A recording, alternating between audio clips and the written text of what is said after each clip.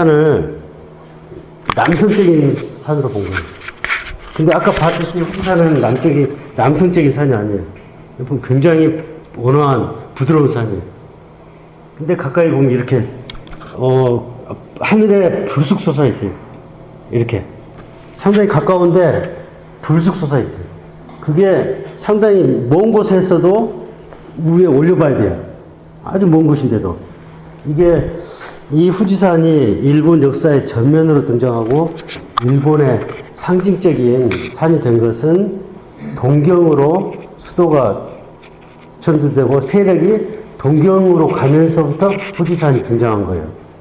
서쪽의 교토에서 해안시대, 가마쿠라, 무로마치 시대까지 후지산의 이미지라고 하는 것은 변방에 오랑캐, 야만족들이 사는 곳, 지옥에 가까운 곳, 이런 것이 이미지가.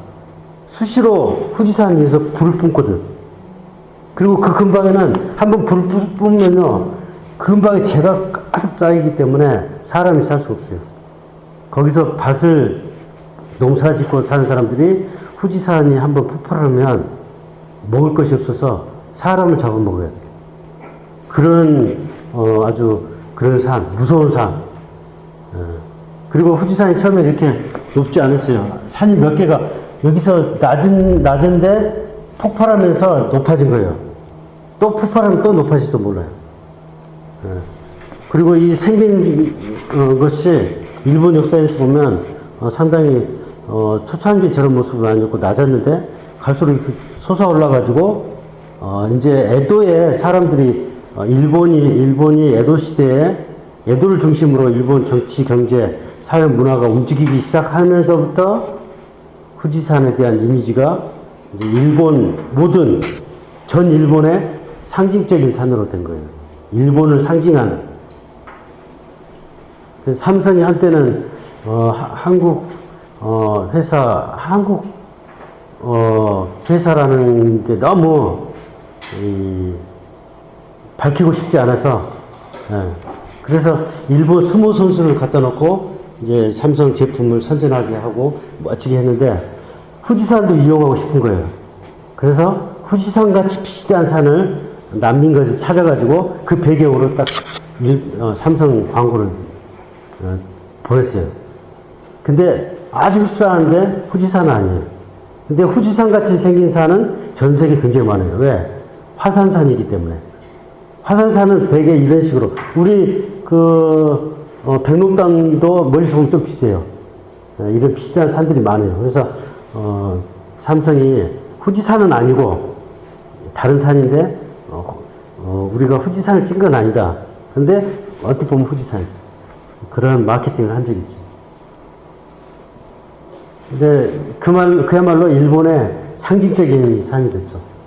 근데 이 산은 조선시대 유학자들은 남성적인 산으로 봤다는 게 거기에 약간 미묘한 조선시대 사람들의 인식과 일본 사람들의 인식의 차이를 볼 수 있어요. 일본 사람은 후지산은 절대 남성적인 산은 아니고 후지산을 상징하는 그 신 자체가 여성신이에요.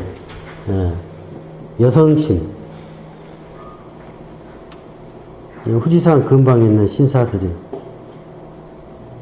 후지산을 주위에 이제 맛들이 축제하는 그런 사진인데 이게 후지산 북쪽에 있는 호수에 가운데가 후지산이고 후지산이고 이쪽 교토가 이쪽이고 이렇게 지나가요.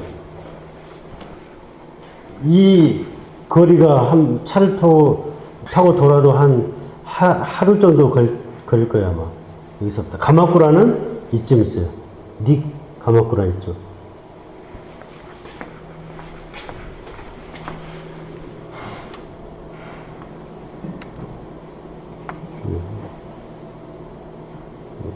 이 산.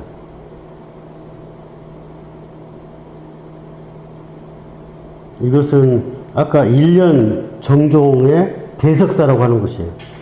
후지산 자락에 있는 일년 정종 계통의 절. 여기에서 창가학교가 분리돼 나와요.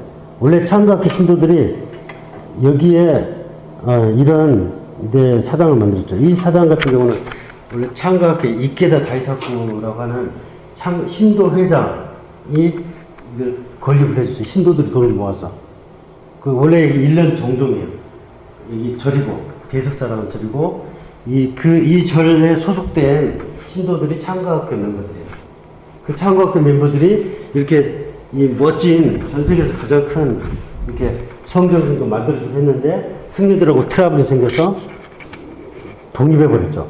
그 독립해버린 게 창가학교예요.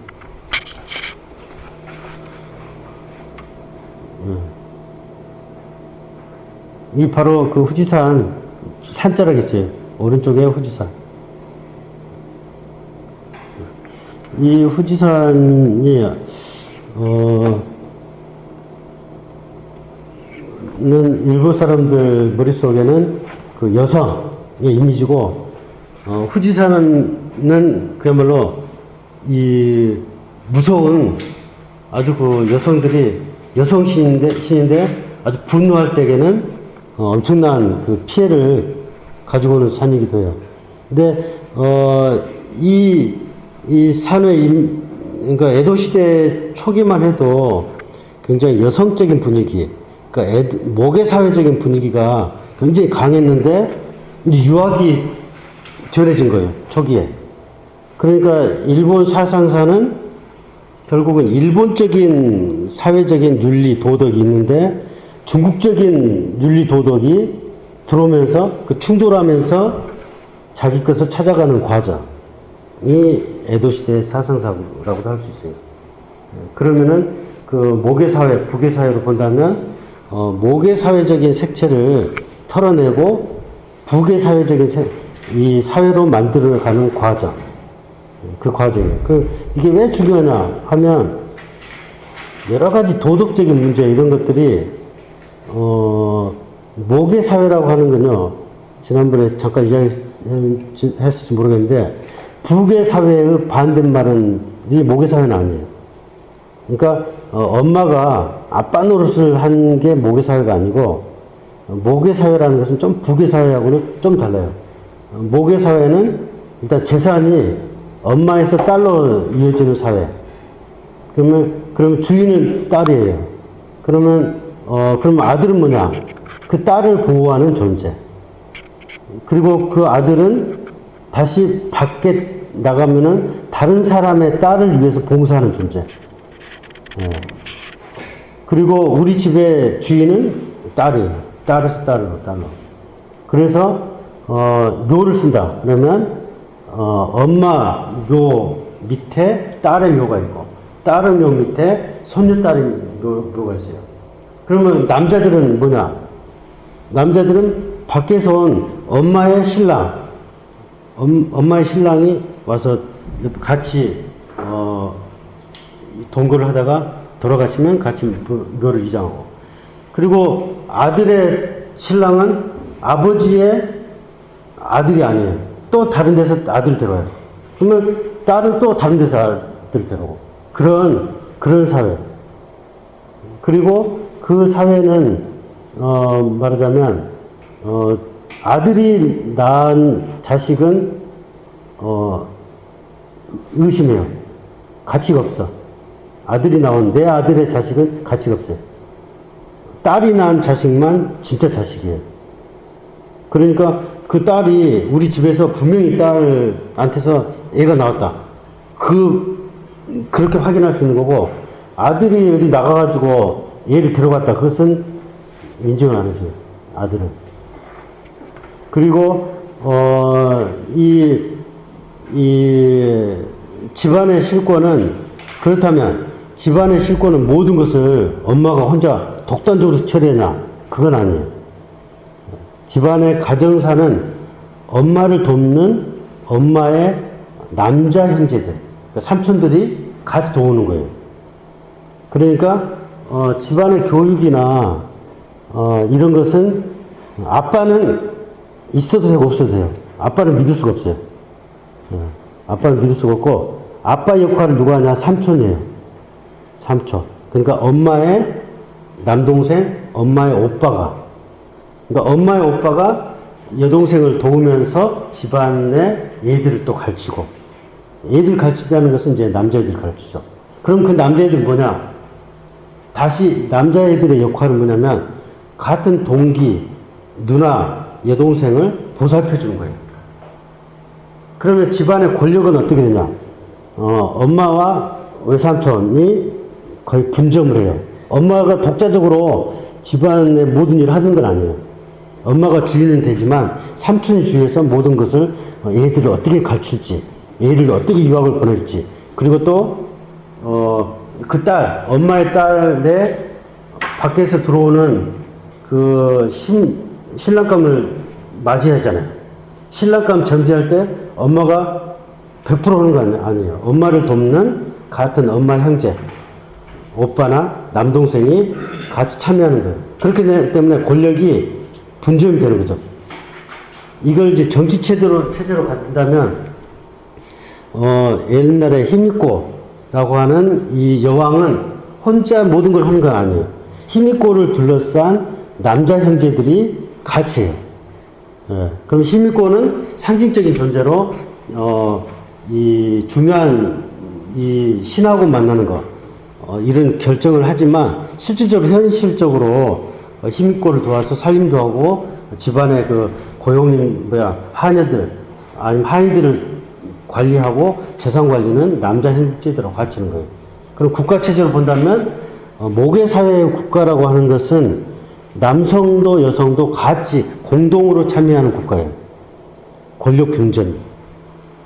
이 모계 사회가 아닌 부계 사회의 권력은 그렇지 않죠. 부계 사회의 권력은 철저하게 여자들의 정치 참여를 배제하는 거예요. 그리고 남자 위주로. 남자도 독점. 그러니까 독재적인 거예요. 남자 형제도 함부로 참여하면 안 돼요. 완벽한 부계 사회는 아버지, 그 장남, 그 장손으로 이어지는 사회. 그리고 장손이 아닌 다른 사람은 항상 견제의 대상. 순식간에 숙청을 해버리고, 자르고. 그게 부계 사회예요. 그러면 이제, 봐보세요. 두 개의 국가가 있는데, 부계적인 국가와 모계적인 국가는 어느 쪽이 더 강대하겠어요? 전쟁을 한다는 거예요. 전쟁 시대. 부계적인 사회가 강하죠.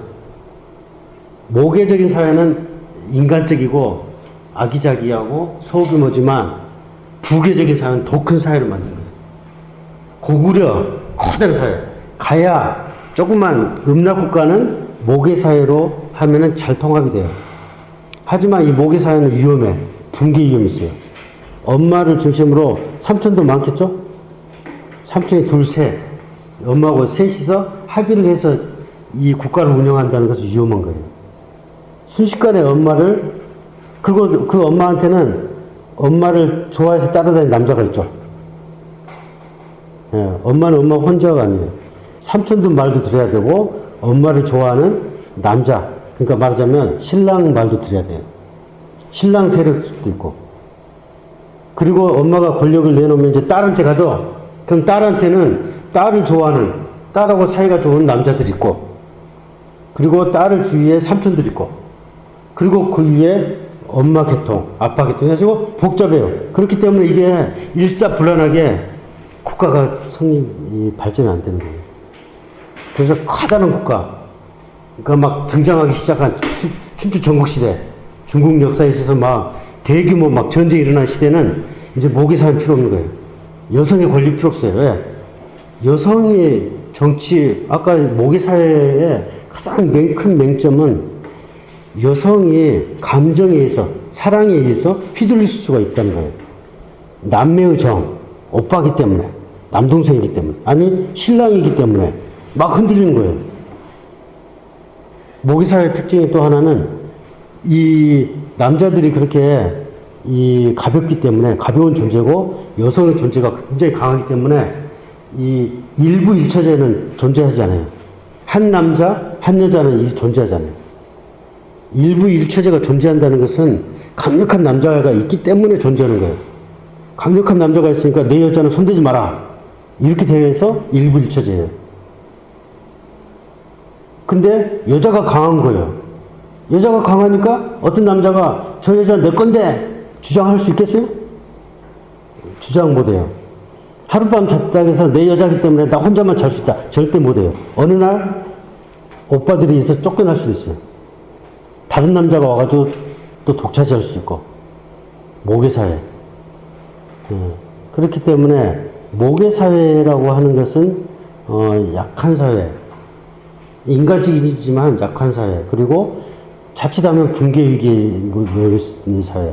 그리고 부계적인 사회의 입장으로 보면 중국 문화, 거대한 국가, 고구려, 백제 신라, 거대한 국가에 의해서 일부 일처제, 아주 명확한 독재체제로 간 이런 체제 사람이 볼 때에는 굉장히 문란한 사회예요. 그죠? 질서도 없고 문란하고 에도시대 말까지 에도시대 말 그리고 명충신 직전까지 일본의 시골에는 요바이라는 게 있었어요. 밤에 기어간다. 요바이. 요바이는 뭐냐면 마을에서 젊은 여자들을 저녁에 가서 만나고 자고 오는 거예요. 요바이. 그게 공공연하게 그러니까 뭐냐면 프리섹스죠. 그게 풍토가 있었어요. 그게 너무 창피하기 때문에 일본 사람들이 나중에 그걸 없애고 막 해서 없어졌는데 일본에서 어떤 그 여성이라는 이미지는 뭐냐면 굉장한 대자, 목의 사회의 중심이기 때문에 그 사회의 중심은 남자들이 공유를 한다. 여성 입장으로 보면 한 남자하고 나하고 한 남자의 메인은 사람이 아니다. 그런 게 강해요. 그런 게 강한데 유교가 들어가지고 이제 그것을 막 풀어 헤치는 과정. 그게 일본의 어떤 사상적인 어떻게 보면 일본 투쟁사. 우리 일본 사회, 우리가 이렇게 수천 년 동안 요바이도 있고 여성은 같이 남성들이 같이 도우면서 같이 잠자리도 하면서 훌륭한 애들을 낳는 그런 공동의 재산인데 일부 일처제, 강력한 국가를 가진 중국에서 온 도덕하고 충돌을 하기 시작해요. 그 충돌. 이제 그 충돌이 결국은 충돌하는 과정에서 중국을 왜 우리가 중국의 윤리 도덕을 따라야 되냐? 우리는 우리 도덕이 있다. 그 주장을 하면서 이제 서양화되면서 결국은 일부 일처제로 정착이 됩니다. 서양도 마찬가지죠. 서양도 그런 막 전쟁을 통해서 결국은 일부 일처제, 강력한 전제주의 국가가 형성되면서 완전히 그냥 한 남자는 한 여자 이런 식으로 이제 가기 시작한 거예요. 그러면서 일본 사회에 전해지면서 이제 역시 우리 사회가 일본 사회가 이렇게 일부 모계 사회의 이 유습은 굉장히 안 좋구나. 그리고 자꾸 깨달아가면서 이 모계적인 이런 것을 유습을 자꾸 없애고 그리고 옛날 자료를 왜곡하고 하는 과정. 천황계도 사실은 여성 천황이 중요한 건데 자꾸 여성적인 게 중요한데 자꾸 그것을 남성화시키는 과정. 이게 일본의 에도시대 사상의 중요한 하나의 이 핵심적인 뭐랄까 과제라고 할까 그 코드라고 할까 그런 거예요. 그런 과정을 우리나라는 고구려 국가가 형성되기 전에 그런 과정을 겪었어요. 우리나라는 고구려 백제가 형성되기 직전에 이미 이 고구려가 막 쓸고 내려오면서 그런 과정을 국가 차원에서는 거의 그런 어떻게 되는지 모르는데 자우지가 수백 년 싸우면서 그런 게 다 없어져 버린 거예요. 근데 일본은 강력한 국가를 형성했는데 에도시대, 헤이안시대, 가마쿠라 강력한 국가를 형성했는데 어디 모기적인 게 굉장히 남아있는 거예요. 그 근대 명추신 형성했는데도 남아있어요. 그리고 아직까지 남아있어요. 그것은 종교 지도자들이 여성 지도자들이 많은 거. 예, 그게 남아있어요. 그 후지산은 그러니까 여성의 신이고 그리고 일본 사람들은 많은 사람들은 산이라고 하는 건 여성이다. 왜 여성이라고 하냐? 여성이라고 하는 존재는 그렇게 모든 정치, 경제, 문화, 삶의 중심이고 그런 거다. 그리고 또 특히 상징적으로 화산에서 튀어나오는 그런 빨간 불꽃은 또 그렇게 봐요. 여성의 월경으로 봐요. 그래서 생산, 바로 거기서 튀어나오는 그 안에는 거기서 생산의 모든 중심이다 하는 그런 것이에요. 그렇기 때문에 어떻게 보면 굉장히 미개한 고대의 야만적인 풍습이라고도 하고 민간 신앙이라고도 할 수 있지만 사실은 그것은 굉장히 어떻게 좋게 말하자면 인간의 그 본연의 모습, 정말 중요한 한반도에서는 옛날에 오래전에 잊혀진 그런 인간 본연의 역사, 국가나 막 전쟁을 위한 역사가 아니고 막 중국에서 막 춘추 전국 시대에 막 혼란한 시대, 남성 독재자들이 나온 남성 위주, 정복 위주의 사상이 아니라 인간 중심의 인간을 위한 그런 삶을 토대 위에서 나온 그런 사상, 그야말로 수천 년 동안 인간 사회가 가지고 있었던 그런 유산을 보존한 그런 신화, 모계적인 그 신화의 바탕에 깔려 있어요. 그것을 보존해야 하는데 중국 유교가 들어오면서 그거하고 끊임없이 충돌을 하는 거예요.